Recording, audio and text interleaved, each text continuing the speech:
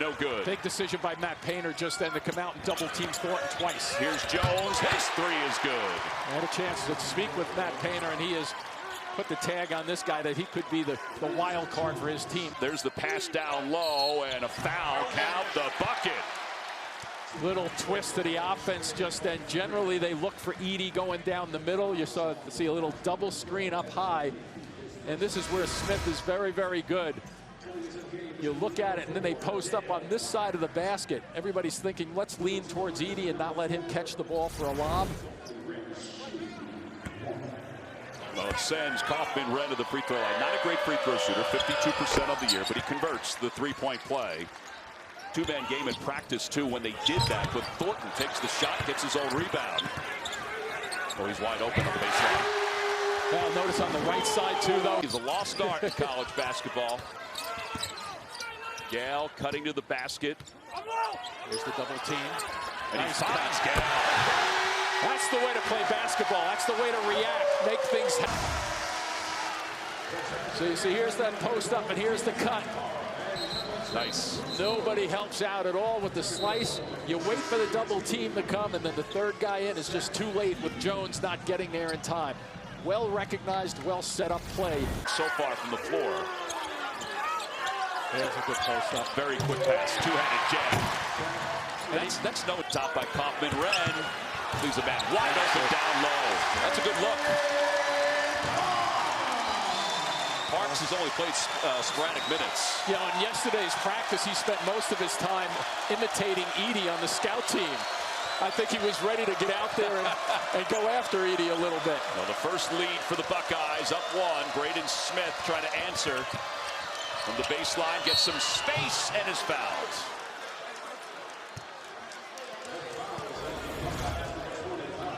So watch him right there in the terms of down low. The catch.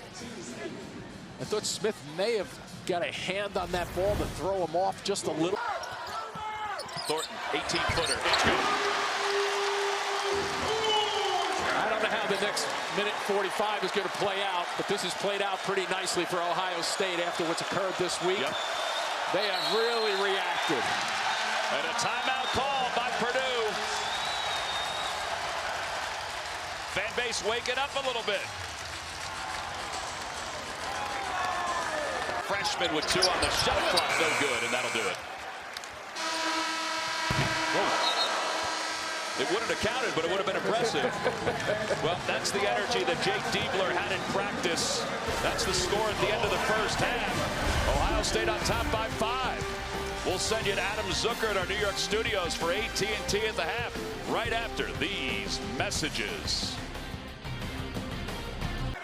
Gale with the shot clock at 5, working against Edey off the backboard, no good, and Edey with the rebound, and that gives him the all-time record in Purdue basketball history, 1,149, passing Joe Barry Carroll. It's not going to be the last record that he breaks for Purdue either. Not going to be the last rebound he gets either. Inside off the glass, and you can see how deep he gets. Yes, then it's over if he can really get down low. This rebound record, 1,149. Joe Barry Carroll was such a special player, not only in college basketball, but also in the NBA. Here it is. Probably not as pretty as just then. The ball the ball tracked him a bit, but here's a pretty pass, a little shovel underneath. They throw a double team at him like most teams do, and he makes pretty good reaction. Fourth. Gale off the screen. Gale leaves it for King. Jams it home. There's that perfect setup in terms of not being in a rush to get it. Matt Painter taking some contacts. Here come the Buckeyes. Battle again for 3. Yes! Oh, streaky. Boy, he couldn't wait to get that ball off and catch it in the corner.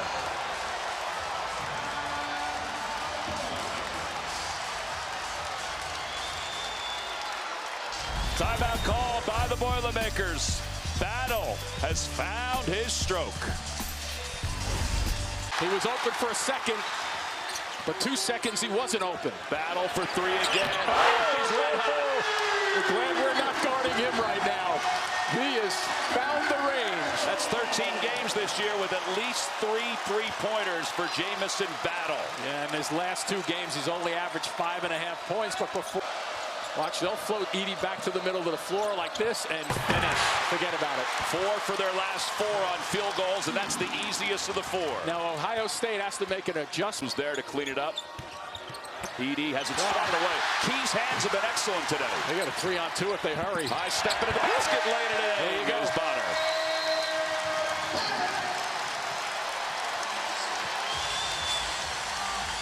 There are some people that ask why you call a timeout after a bucket like that.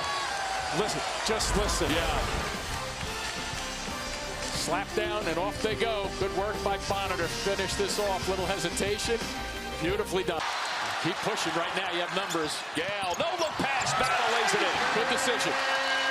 Don't look behind you. There's nobody going to catch you if you get out to half court that fast. Battle's second half points now 13. Yeah, and the way Purdue has clamped down defensively, it sure is nice. Jones, 4-3. It's good. He got buried right around that screen. He got his shoulders low enough to get around the screen. The defender couldn't find him and catch up to him. That's 12 games now this year. And Gillis cutting to the basket, got some separation. Whoa. He missed the bunny.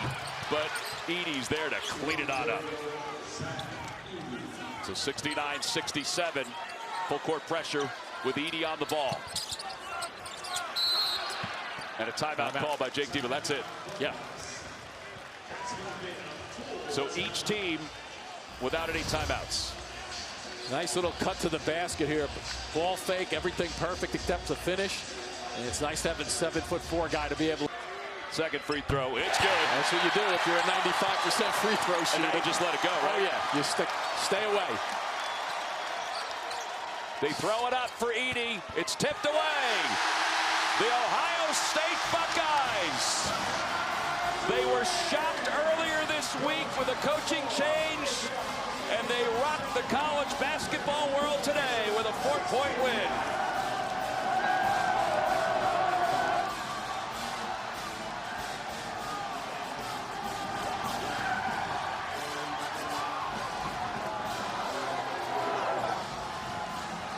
Kind of a huge exhale for the Buckeyes. Jake Diebler, the interim head coach, wanted intensity. I think he got intensity today. The updated standings, Purdue now 12-3. They have 3 losses this year where they've had 17 turnovers, 14 turnovers, and 14 turnovers. How about that? Gene Smith making the change this week, embracing Jake Diebler. For Jim Spanarkel, I'm Tom McCarthy saying so long from Columbus, where Ohio State has knocked off Purdue. After these messages, we'll get you out to the Riviera Country Club in California for final round coverage of the Genesis Invitational.